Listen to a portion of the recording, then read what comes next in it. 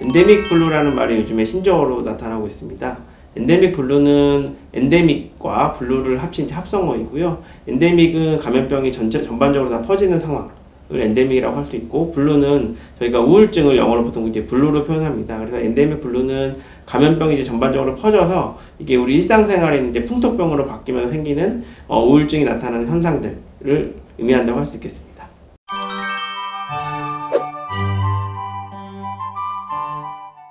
사실은 이제 엔데믹 블루라고 하는 이야기들이 이제 신조어로 이제 나타나고 있죠. 그래서 사실 되게 낯선 경험이기는 해요. 뭐 코로나와 같은 이 전염병이 이렇게 우리나라에 많이 퍼져서 사람들이 정신건강에 관심을 가진 것도 사실 처음 있는 일인 것 같고요. 물론 이제 그 전에 메르스가 있긴 했었는데, 메르스는 짧게 끝나기도 했고 치사율이 되게 높아서 겁을 많이 먹기는 했지만 이렇게 사회적으로 격리를 하지 않았기 때문에 저희가 그렇게까지 사회 전반에 미치는 영향은 비교적 좀 코로나에 비해서는 좀 적었던 것 같습니다. 근데 이제 코로나는 벌써 지금 2년이 넘어가고 있고 그러다 보니까 이제 저희가 일상으로 회복되면서 엔데믹 블루라는 그 신조어가 저에게 영향을 미치는 것 같습니다. 성인 같은 경우에는 이제 엔데믹 블루가 주로 그 우울감, 그리고 무엇보다 이제 무기력감 이런 것에서 좀 나타나는 것 같고요. 아까 초반에 이제 그 아이들 학교 회복할 때 힘든 것 말씀하셨던 것처럼 사실은 성인들도 비슷한 것을 겪는 것 같습니다. 그 2년이라는 시간이 생각보다 길었던 것 같아요. 그래서 사람들이 그 2년에 꽤 적응이 돼서 뭔가 회식이 없는 문화에 되게 적응이 됐고 뭔가 비대면 문화에 많이 이제 적응이 됐었던 것 같습니다. 그래서 그런 상황에서 다시 이제 대면 문화로 돌리는데 왔어. 그래서 오는 스트레스 이런 것들이 하나의 이제 엔데믹 블루의 큰 원인인 것 같고, 거기서 오는 이제 우울감, 무기력감 이런 것들이 이제 하나의 증상인 것 같습니다.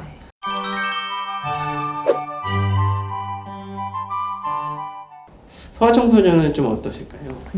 저는 교수님 말씀에 굉장히 공감이 가는 것이, 사실은 똑같은 현상들이 아이들한테서도 나타나는 것 같거든요. 근데 중요한 포인트가 이 시간이 꽤 길었고 2년이 넘는데 이제 뭐 2년 정도가 이제 지났으니까 다시 원래 상태로 회복해야지라고 생각하는 것이 이 엔데믹 블루를 일으키는데 되게 중요한 것 같습니다. 너무 많은 시간이 지나기도 했고 그 사이에 저희가 뭐 비대면 뭐 회의 아니면 뭐 비대면으로 교육을 받는 것, SNS가 굉장히 많이 확장된 것, 이런 것들을 인정하면서 사실 2년 전과 지금이 좀 다를 수 있겠다. 지금이 뉴 노멀이다라고 생각하는 것이 필요할 것 같은데, 이제 그런 것이 아니라 무조건 2년 전에 원래의 상태를 회복한다라고 생각하는 것이 뭔가 현실과 좀 동떨어진 느낌들을 받게 하는 것 같고요. 사실은 그런데 이제 어린아이들은 적절한 시기에 사회적인 교류를 통해서 우리가 사회에서 어떤 규범들이 있고 그것을 이제 인지하고 학습해 나가면서 내가 사회에서 어떤 롤을 하는 사람이다 라고 인지하는 과정이 반드시 필요한데, 그게 비대면으로는 다 되는 것 같지는 않습니다. 근데 그랬다가 이제 갑자기 이제 대면 수업이 회복이 되고 현실로 이제 돌아왔을 때 아이들이 미처 준비가 되지 않은 상황에서 사회적으로는 이 정도 연령이 됐고 이 정도 학년이 됐으면 너는 이렇게 역할을 해야 돼 라고 압력을 받는 것들이 아이들한테는 굉장히 혼란스러울 수 있어서 그것이 엔데믹 블루를 일으키는 원인이 또 하나가 될 수 있을 것 같고요.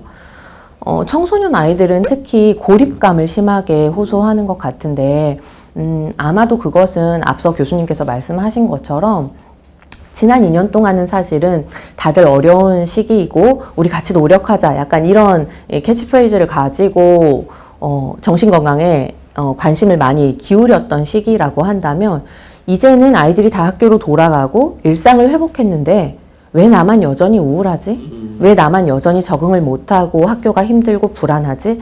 라고 느끼게 하는 것이 청소년 아이들에게 굉장히 고통감을 주는 원인인 것 같습니다.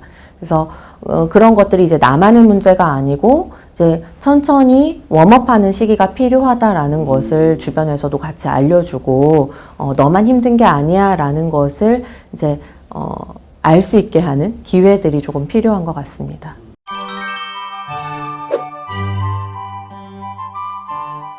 어쩌면 이제 이후에 교수님께서 말씀해 주시는 내용이 다 연결이 될 것 같은데요. 특히나 이제 영유아기, 더 어린 학령기 이전의 아이들은 성인의 마음가짐, 그러니까 우리 양육자의 마음가짐이 상당히 더 중요할 것 같습니다. 그러니까 이 코로나 감염병 시대, 혹은 그것이 이제 회복되면서 저희가 이제 크게 가장 변화를 겪는 것이 사회적 거리두기, 이제 다른 사람들과의 대면 활동들이 늘어나는 것인데 그동안 저희가 굉장히 많이 지쳐 있었거든요. 아마 일과 육아를 병행하는 보호자분들은 더 하실 겁니다. 그래서 이 집 안에서 조금 고립되는 상황들이 이제 뒤섞이게 되는데 그동안에 이제 지쳐 있으신 보호자분들이 이 건강을 회복하시는 것이 굉장히 중요한 것 같고, 적절하게 사회적으로 상호작용을 해주는 것이 아이들의 정서 발달, 아이들의 인지 발달에는 굉장히 중요한데요. 그래서 몸을 부대끼고 오랫동안 시간을 보내는 것이 중요한 것이 아니라 상호작용을 실제로 늘릴 수 있는 질이 좋은 시간을 많이 보내시는 것이 굉장히 중요한 것 같고요. 또 이제 누워있을 때만이 아니라 이제 기어다니기 시작하고 또 말이 많아지고 궁금한 것들이 많아지고 하는 이제 3세 이후에는 더 질 높은 상호작용이 필요한데 이거는 양육자 중에 한 명만 가지고는 되는 것 같지는 않습니다. 한 명에게 무게가 실리는 것이 굉장히 피로를 높이기도 하고 질 높은 상호작용을 하는 데 있어서 오히려 방해가 될 수 있어서 부양육자 혹은 부부가 같이 역할을 하시는 것이 모두가 지치지 않으면서 아이들에게도 좋은 것들을 돌려줄 수 있는데 도움이 될 것 같습니다. 조금 더 큰 아이들, 학령기나 청소년기 친구들은 가장 제가 외래에서 강조하는 것은 일상의 루틴을 깨지 않는 것인 것 같습니다. 그러니까 우리 몸과 마음은 연결되어 있듯이 수면이나 식사 습관의 패턴이 깨지게 되면 그것이 불안이나 우울을 조절하는 데 있어서도 더 악영향을 미칠 수밖에 없잖아요. 그래서 일상적인 루틴을 잘 지키고 그것을 이어갈 수 있도록 노력하는 것이 굉장히 중요한 것 같고, 특히 이제 SNS나 스마트폰 사용이 더 많아지는 청소년기 친구들에게는 이제는 우리가 이제 격리라든지 사회적 거리두기가 해제가 되었으니까 조금씩 현실적인 활동들을 늘리면서 섞어서 해보자라고 얘기를 많이 하고 있습니다. 저로서는 한편으로는 또 이 코로나 시기를 겪으면서 얻은 것은 사실 우리에게 주는 이 대중매체나 SNS, 인터넷 이런 것들이 주는 이점도 많지만 그것만으로는 되지 않는구나 라는 것을 또 깨닫게 된 시기인 것 같거든요. 그래서 이 청소년 친구들이 신체 활동도 늘리고 실제 대면을 통해서 상호작용할 수 있는 사회적인 능력을 기를 수 있는 그런 시간들을 조금씩 이제 내가 소화할 수 있는 정도로 조금씩 늘려가면서 섞어서 하는 것이 정신 건강을 조금 더 증진시키는 데 도움이 되지 않을까 생각합니다.